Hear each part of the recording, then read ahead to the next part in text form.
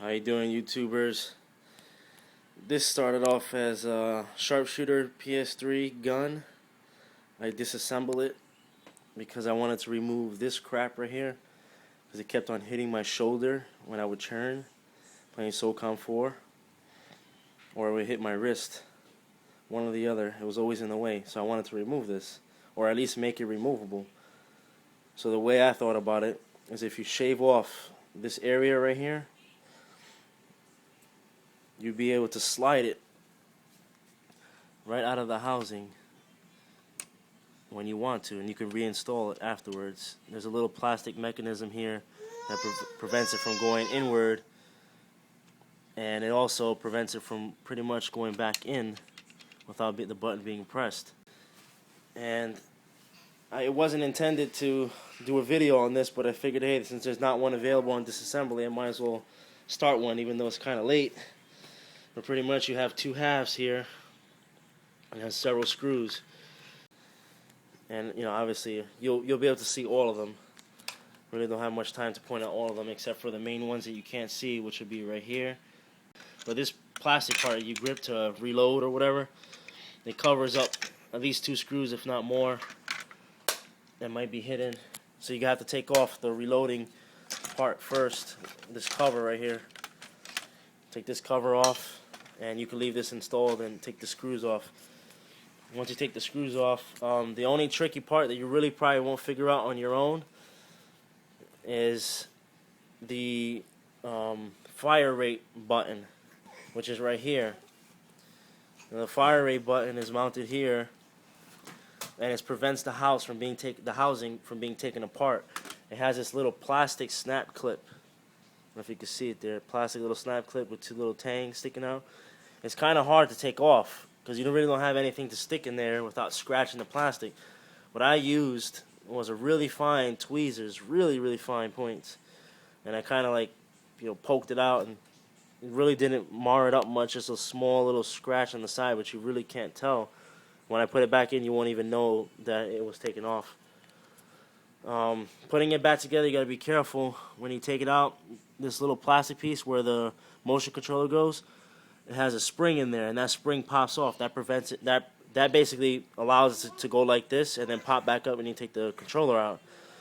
It's it's not too hard to put back in, but it's kind of annoying. But it's not hard at all. And also, this piece right here goes in. You have this spring, which is fairly simple to put in. You just slide it in and pop it back in like that. And it can easily pop off until the gun is reassembled. This also would be helpful taking the gun apart like this when you're painting it. When you're doing a full customization of the gun, you can actually paint these parts and make them look a lot nicer than the gray and orange colors they give you. You got the little attachment set that came off. But the hardest part really is the plastic. Being very careful not to break these little tabs on the inside, because even if you take all the screws off, the majority of it is going to be snapped in place, like with tabs like this right here, and on the opposite side will be the tangs that go in. So that's kind of, at first it's kind of like, man, I'm going to break this thing. It's best to use a hard plastic prying tool to not scratch the surface. Worst case scenario, if you break it, I mean, it's only, what, $44 to replace or something like that, the gun. So, worst case scenario, if you really mess it up that bad, just buy another one if you have the money. Also, these plastic covers here on the gun, it has it on both sides. If you want to take it off to do like a variation of colors to make a really clean, professional look, you go to the back of it, and it has these really small screws. You just take those screws off on both sides, and the piece comes off, and you can easily paint it to whatever color you want to. The other thing is actually this part right here. This is the only piece that seemingly is hard to take off when you're doing a painting customization. Because as you can see, the orange part has these plastic rivets, if you want to call it that, pretty much, and you can't take them off without breaking it. Now this part, this gray part, that's the slider. It comes off, but you have to carefully bend this off right here, soft, to pull this out without breaking this little plastic rod that has a spring on it. And this gray button, also it's pretty much stuck in there unless you know how to plastic weld. It's pretty much stuck in there. Use masking tape to cover this when you're painting it. The other thing I forgot to mention is when you're taking this gun apart, it has the two halves. You're going to have this piece mounted in here, and it's actually going to make it look like it's one unison piece, but when you look past it, you'll see there's a split line. This is kind of not too tricky to take off. It's just it has to go. It's kind of hard to do this with one hand, but there's two little screws, one here and one here, and it actually snaps into place under this plastic rail right here on both sides.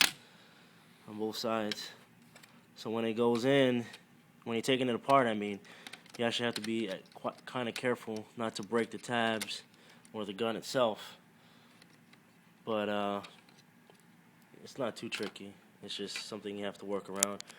And these screws are extremely small, the ones that hold that in place, but they are visible when you take this black plastic housing off. So there you go.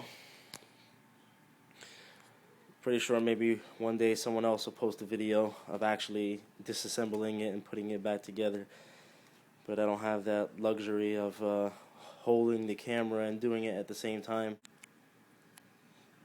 And this is the product fully assembled without the shaft in place, or the shoulder support, whatever you want to call it.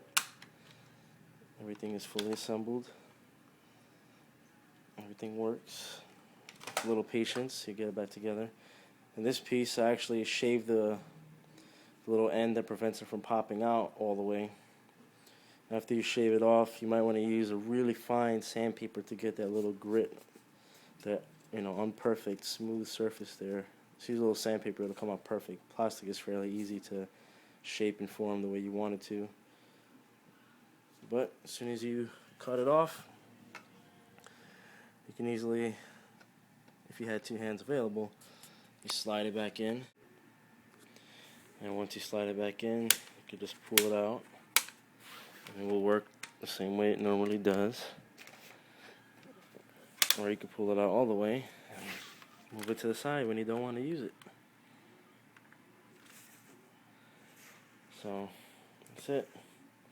And I highly recommend filing off this end here.